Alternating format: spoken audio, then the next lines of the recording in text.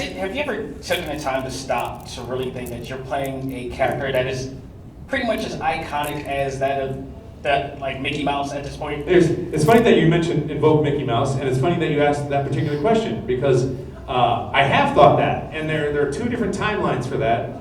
I'm a bit of a overthinker, and so I will think about these things, right? And I remember when I first started on the show, I went to a Target one day randomly, and there was like 20 TVs on the show, all playing Dragon Ball. And it was just screaming across and I heard my voice going across the Target, and it was made me really, really uncomfortable, and I was really overwhelmed by it. And then I called a friend of mine who's a biologist. I'm like, it's just overwhelming that my voice is vibrating and it's going into millions of kids' heads, and it's stitching itself into their neurosynaptic pathways as they're growing. And then I was overwhelmed and scared. I was like, oh my God, that's such an awesome responsibility and thing to feel. Then you mentioned Mickey Mouse, because when I first got the part, Chris was not my friend at the time, we didn't know each other. He was trying to explain to me the gravity of how big Goku is in Japan. So he's like, oh yeah, this character's kind of like the Mickey Mouse of Japan. I was like, yeah, whatever, it's not that, I didn't know. And then I had somebody tell me, my business manager, Aaron's like, he goes, dude, you're like,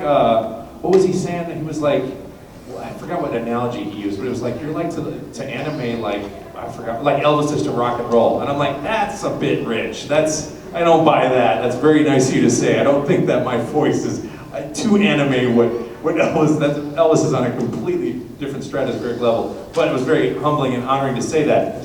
I can say also that it was part of the plan to be this. In other words, it wasn't part of the plan to have this many episodes. I have no idea what they're doing in Japan, but it was part of the plan from the time I got the part to do it as long as it takes. Because when I was a kid, I was particularly vexed by the fact that they would just willy-nilly replace voices in the show without really respecting the audience or the actor or the talent. And so I was very happy John DiMaggio got his part on Futurama, and we were all rooting for him because companies are always trying to pay us less money when they continue to make more. And so we're kind of perplexed by that as actors. And so I was very supportive of that because I wanted kids to have, particularly kids, because I don't have children of my own, so I kind of look at you all as my children as long as you're younger than me. And so I told myself, I just really want to have a continuous, something kids can rely on every Saturday, every day they're watching it, so they have a place of home with this character. And I knew I wasn't the original voice. I mean, they did it in Canada, and Ian Corlett and Peter Columbus did it for the first 53 episodes or so, and then I took over in '99, but I'm like, if I'm taking over, I'm doing it, I'm either doing it or I'm not, and I was extraordinarily dedicated to it.